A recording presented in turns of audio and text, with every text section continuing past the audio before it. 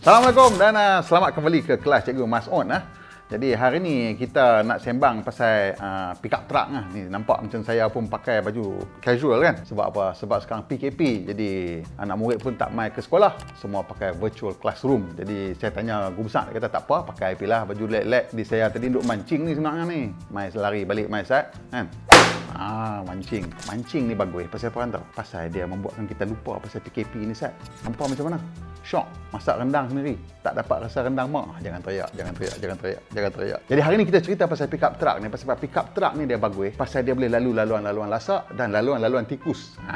Jadi masa-masa PKP ni elok pergi beli pickup truck. Jadi senanglah nak meragai kot jalan-jalan kelapa sawit ke kan. Jalan-jalan kelapa sawit yang mereka tak halang lagi lah. Lepas polis dia tahan jalan-laluan tikus yang ada tar je kan. Hampa tahu kan laluan-laluan kan. Kebun getah, kelapa sawit semua tak tutup kan. Dia kena ada pickup truck. Jadi kita pilih pickup truck hari ni atas dasar sisi je. Bukan nak kata inilah dua paling popular ke tidak. Jadi kita nak tengok sisi sama saja, nak cuba bagi paling adil lah dari segi perbandingan ni. Jadi pickup truck yang kita pilih sekarang ialah satu pickup truck paling popular di Malaysia, iaitu Toyota Hilux. Hilux ni dah jadi satu nama untuk pickup truck. H-A-I-L-A-K, Hilux. Hang bawa main Hilux satu, dia Hilux tu maksudnya pickup truck lah. Dan yang keduanya pickup truck paling glamour kat Malaysia, iaitu Mitsubishi Triton kan. Hang baru tengok kan siapa Leona Chin lah, dia buat macam-macam trick slide lah apa semua kan. Tu dia pickup truck paling glamour. Jadi paling glamour lawan paling tak. Okey, kita tengok. Jadi pickup truck ni dia punya harga servis tu kalau kita tengok mungkin kita rasa dia lebih mahal daripada macam sedan ke kan. Sebab enjin diesel, orang kata enjin diesel ni maintenance mahal. Pasal barang dia besar kan. Piston besar ke apa besar ke, disc brake besar ke. Cuba dia benda yang lebih lasak lah. Maksudnya kenderaan komersial. Tapi bila kita tengok sekali, kita tengok dia punya jumlah keseluruhan selepas 100,000 km, saya rasa nampak macam lebih-lebih kurang aja. Okey, kita mulakan dengan Mitsubishi Triton. Jadi Mitsubishi Triton, kita macam biasa kita tengok 100,000 pertama saja. Kelebihan Mitsubishi Triton ni pada mula-mulanya ialah dia punya servis yang 1,000 km, maksudnya lepas running in tu free. Dia hanya charge upah saja. Bahan-bahan semua dia bagi free. Dia tak charge. Kat situ adalah satu kelebihan untuk Mitsubishi Triton. Dan kita tengok harga pula. Jadi disebabkan hak pertama tu mereka tak charge bahan-bahan lah, maksudnya minyak, apa filter semua tak charge. Jadi untuk servis pertama 1,000 km tu hanya RM51.94. Jadi itu sangat-sangat murah lah. Dan untuk Toyota Hilux pula, bila kita tengok yang 1,000 km pertama tu, harga dia RM296. Disebabkan kena bayang lah. Bukannya macam Mitsubishi tak payah tukar minyak ke, tak payah apa. Semua tukar. In fact, Mitsubishi tukar macam-macam juga, sama macam Toyota. Tapi disebabkan ianya free dan hanya bayang upah, jadi dia jadi murah. Dan untuk Toyota pula, dia ada servis wajib untuk 5,000 km.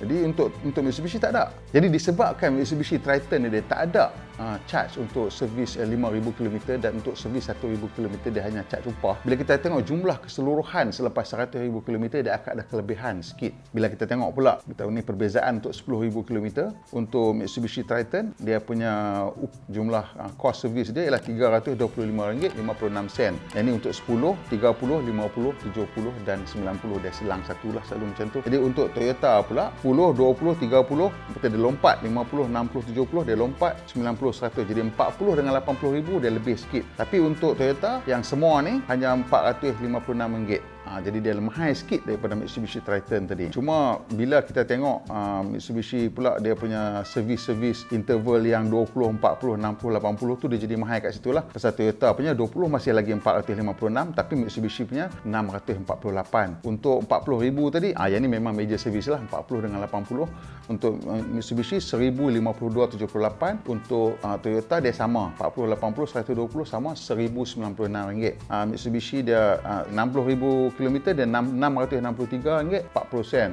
Toyota masih lagi sama RM456. Dan untuk 80,000 km, Toyota 1,096, Mitsubishi murah sikit 1,067. Dan untuk 100,000 km, Toyota RM456 tapi Mitsubishi RM845. So bila kita bawa Toyota ni, dia punya regular service tu kita akan rasa sedap lah pasal dia bawah pada RM500. Tapi untuk Mitsubishi ni dia akan ada fluctuation tiap-tiap 20,000, 40,000, 60,000, 80,000, 80,000. So untuk Toyota hanya hanya ada 40 dengan 80,000 sahaja. Pasal yang kemudian tu ialah 120,000. So itu yang mungkin sebab kenapa orang kata servis Toyota Hilux ni murah. Mungkin lah saya katakan pasal ada fluctuation tu ataupun perubahan harga pada tempoh-tempoh tertentu tu. Jadi apa pun kita tengok, saya rasa semua orang pun tengah cubalah nak lawan dengan Toyota ni dari segi kos penyelenggaraan. Sebab apa, Toyota ni memang jauh sangat meninggalkan truk-truk lain.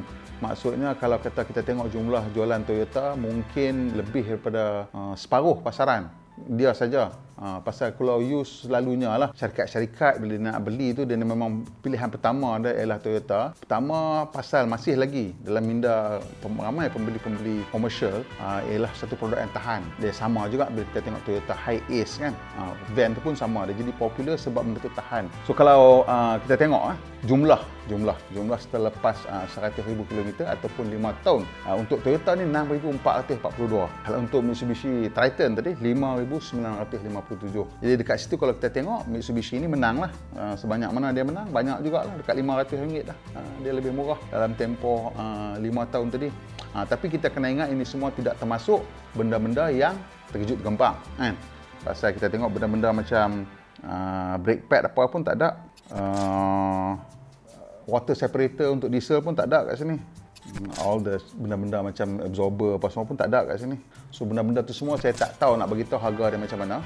Jadi kalau awak nak buat keputusan untuk beli benda ni kan, awak tanyalah kawan-kawan yang biasa pakai benda ni dan tanya tengok.